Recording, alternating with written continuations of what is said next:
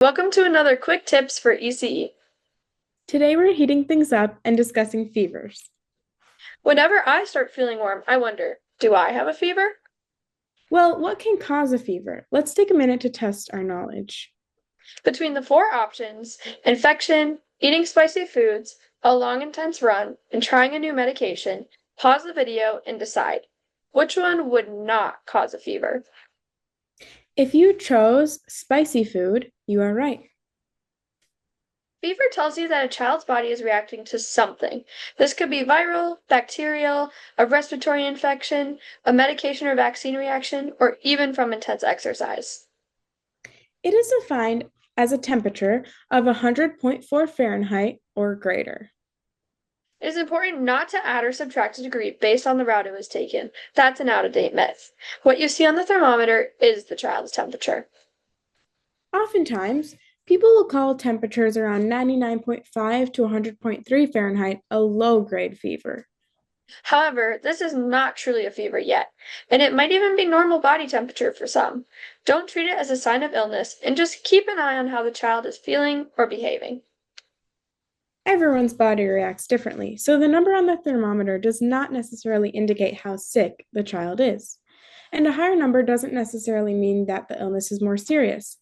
And an average temperature doesn't necessarily mean they are well. The biggest factor is how they are acting. Good rule is to treat the child, not the fever. Treatment should be aimed at making a child comfortable, not just driving down the temperature to normal. So, what kind of illness is a fever? A fever is not an illness. It is a symptom and not harmful itself. It is only necessary to take a child's temperature if they're acting sick. However, if a child does have a fever, should they be excluded from care? When there are behavior changes or other concerning symptoms present, they might need to be excluded. However, a child does not need to be sent home every time they have a fever because it's dependent on the situation and their other symptoms. However, a child under 2 months old does require not only exclusion but immediate medical attention with or without symptoms because they might have a serious illness. But for everyone else, the key exclusion criteria includes a list of situations that could indicate a need to be sent home. This includes the child not being able to comfortably participate in activities, needing more care than staff can provide without compromising the health and safety of other children, and the risk of spreading harmful disease.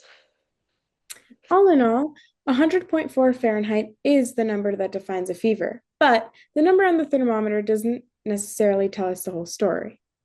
It tells us that there is a fever, but deciding whether to send the child home depends on the context and how the child is actually feeling and behaving. Thanks for sticking with us to learn more about how to cool down when temperatures rise. We look forward to our next time connecting. Reach out if you have any questions or concerns. Bye! I'm Dr. Depesh Navsaria, and I approve this message.